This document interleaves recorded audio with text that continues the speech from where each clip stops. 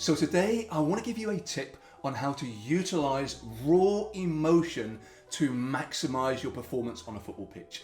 And in order to do this, I want to give you an example of a brilliant striker. Now, we're going to focus on Erling Haaland. No, not Erling Haaland, sorry. Lewandowski, Sam Cosgrove of Plymouth Argyle. Now, when it comes to negative emotions, we're always told, aren't we? Negative emotions are bad for performance. Anxiety, high levels of anxiety, terrible. High levels of anger, terrible for your game. And in the most part, yeah, they are. Because they put you in what I call the red brain, and that red brain will derail your game. It will take you away from the performances that you should have. And this is kind of illustrated brilliantly with Zinedine Zidane. So you remember in the World Cup, Marco Materazzi, he's trash talking Zinedine Zidane.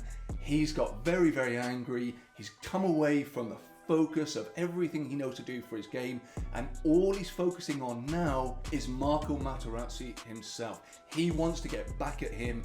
All his focus and all of that anger is focused on Marco Materazzi, and he's completely lost it now. His anger has consumed him. His anger is controlling him. And if we think about anger and anxiety, if it controls us, it's a bad thing. But if we control it, it's a different story. Because if we look at anger, what it is, yes, it will put you in your red brain if you let it control you. But what anger is the build-up and the release within your body and brain of chemicals and hormones. Chemicals and hormones that will get you focused, that will zone you in, that will give you more strength, will give you more energy. And if we utilize that in the bad ways like Zinedine Zidane and countless others have in the past, we are in big trouble. However, those chemicals, if we can utilize them to allow us to be more focused in what we want to do, more driven in what we do, have more strength to carry out those things in what we want to do on the football pitch, now we've got an enormous advantage. Now, if we take Sam Cosgrove in the last game when he was playing for Plymouth Argyle against Sheffield Wednesday, he scored very late on in the game, and you think that's not going to cause anybody to be angry. In his own words though, it did make him angry, and there's a big reason for this.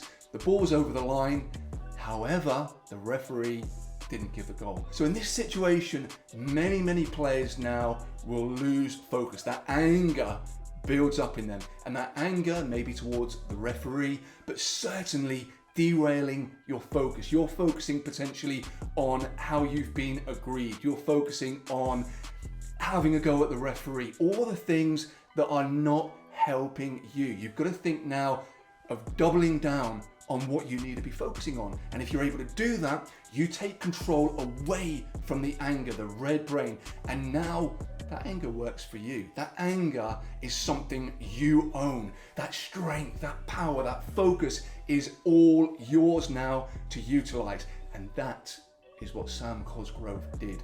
And the first incident, very late on in the game. But now he is focused on what he needs to do, how he needs to drive, how he needs to stay committed to help his team to win the game. And not long after this, right again towards the end of the game, he's taken down for a penalty in the area. Did he score? No, because the penalty, even though it was a stonewall penalty, no, the referee did not give it. No penalty, no goal early on. That anger inside him, even by his own admission in the interview after the game, it's going sky high now. And if he allowed that anger to control him, his game would be gone.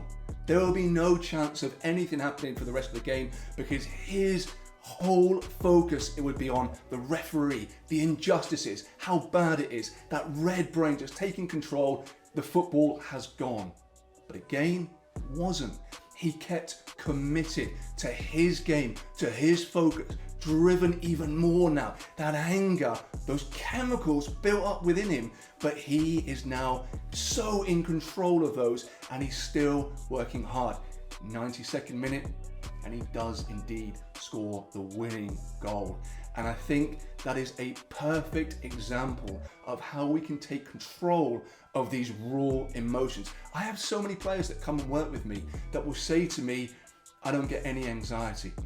before a game, I'm so cool. And they kind of think that's a brilliant thing. For me, it's not. I mean, I don't want a player to go out fearful and be derailed by that red brain, but at least if you have that raw ingredient of anxiety or a little bit of anxiousness and stress before a game, it's something to build on, it's something you can utilize, because like I said, anger, anxiety, they're raw emotions that build up within us, and it is up to us whether we take control of those, whether we think to ourselves, do we let it consume us, or do we double down and focus? Because we have ultimate control on what we focus on at any given time.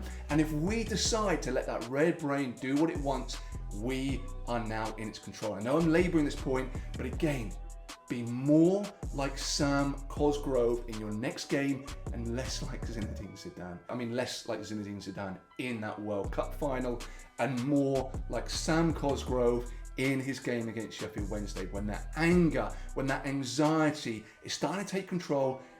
Focus on your game. Let it fuel your focus, your strength, your power, all the brilliance within your game, and it will fuel your performance.